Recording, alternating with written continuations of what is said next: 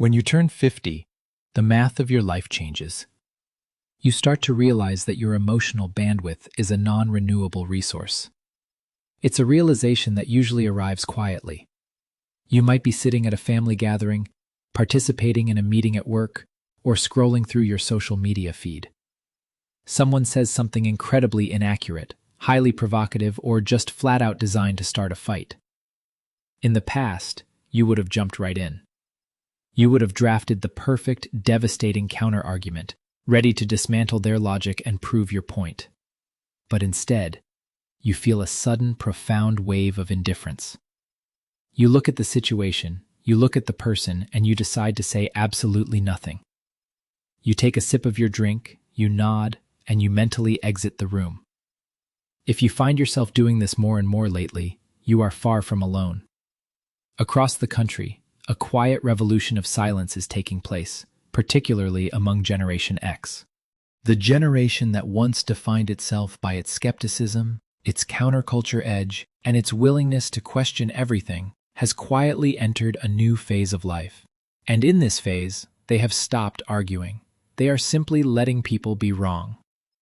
It is easy for outsiders to misinterpret this silence. They might think it is a sign of giving up, of growing tired, or of losing the spark that once made this generation so fiercely independent.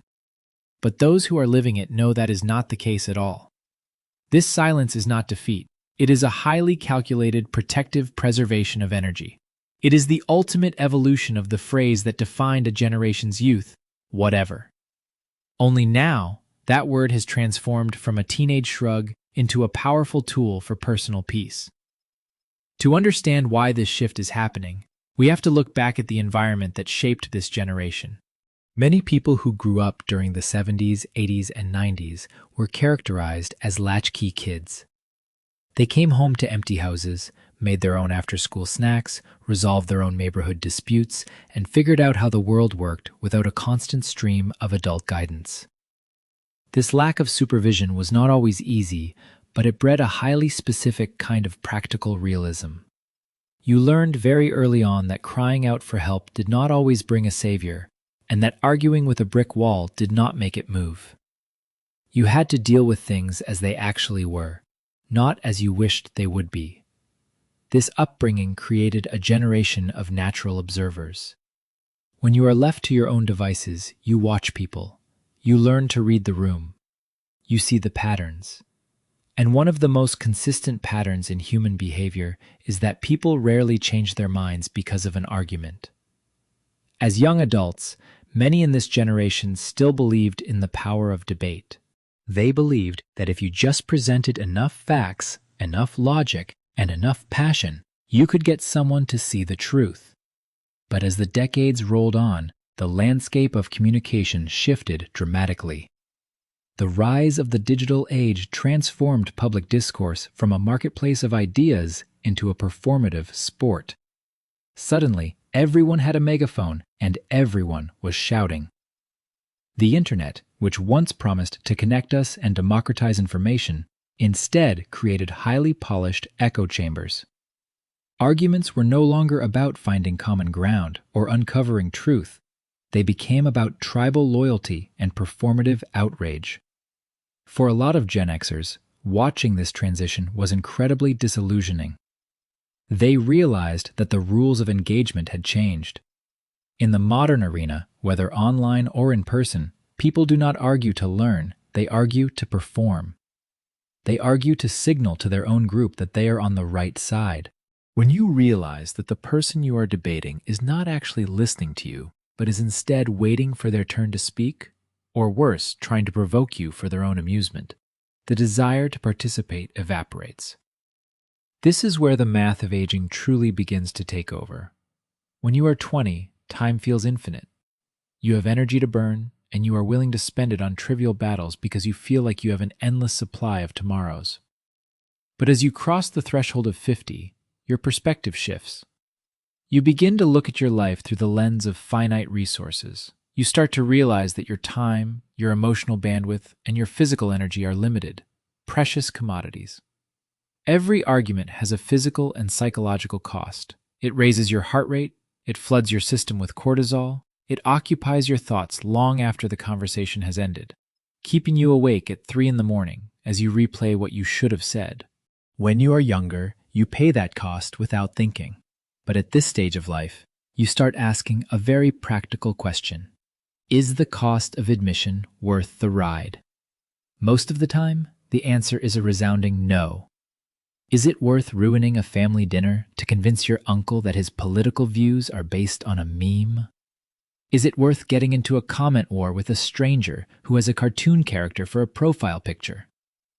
Is it worth engaging with a toxic colleague at work who is clearly trying to deflect from their own incompetence? The energy required to engage in these battles is simply too expensive, and the return on investment is zero. This realization leads to the discovery of a powerful, quiet weapon, the art of strategic disengagement. It is the understanding that you do not have to show up to every fight you are invited to. In fact, choosing not to show up is often the most powerful move you can make. When you refuse to argue, you take away the other person's fuel.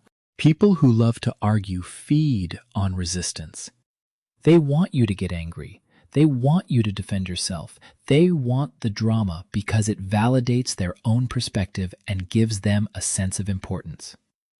When you respond with a calm, neutral, okay, or you might be right, or simply a quiet nod, you completely deflate the interaction. You have not agreed with them. You have simply declined to participate in their theater. You have prioritized your own peace over their desire for conflict. There is an immense freedom in letting people be wrong. It is a quiet luxury that takes decades to fully appreciate. When you are younger, there is an urge to correct every inaccuracy, to set the record straight, and to make sure everyone knows the truth. But as you grow, you realize that you are not the world's editor. If someone wants to believe something foolish and their belief does not directly harm you or the people you love, you can simply let them believe it. Their ignorance is not your responsibility to cure. This shift is not about becoming passive, cold, or indifferent to the world's problems. It is about choosing your battles with extreme precision. It is about saving your strength for the things that actually matter: your health, your family, your close friendships, and your personal projects. It is about investing your limited energy into building things up, rather than tearing things down in pointless debates. When we look at the psychological health of those who have embraced this quiet approach, the benefits are clear. There is a deep, stable sense of confidence that comes from not needing to prove yourself to anyone. You no longer need the validation of winning an argument to know your own worth. You know what you know. You value what you value, and that is enough. You do not need to convince the world to agree with you in order to feel secure in your own skin. This is the true maturity of a generation that has seen enough of the world to know how it actually works. It is the realization that peace is not the absence of conflict, but the ability to remain unaffected by it. It is the understanding that your silence is not a sign of weakness, but a boundary of self-respect. You are keeping your world small, quiet, and meaningful, and leaving the noise to those who still have the energy to waste on it. So the next time you find yourself in a situation where an argument is brewing, and you feel that familiar urge to step back, to stay quiet, and to let it pass, learn into it. Do not feel like you are letting down your guard or failing to stand up for yourself. Recognize it for what it truly is, a moment of profound wisdom. You are choosing your own well-being over a temporary victory. You are choosing peace over noise. And in a world that cannot stop shouting, that quiet choice is perhaps the most revolutionary thing you can do. We would love to hear your thoughts on this. Have you noticed yourself stepping away from arguments more often as you have gotten older? Was there a specific moment or realization that made you decide to prioritize your peace over being right? Let us know in the comments below. Your stories and reflections are always appreciated. Thank you for watching, and take care of yourself.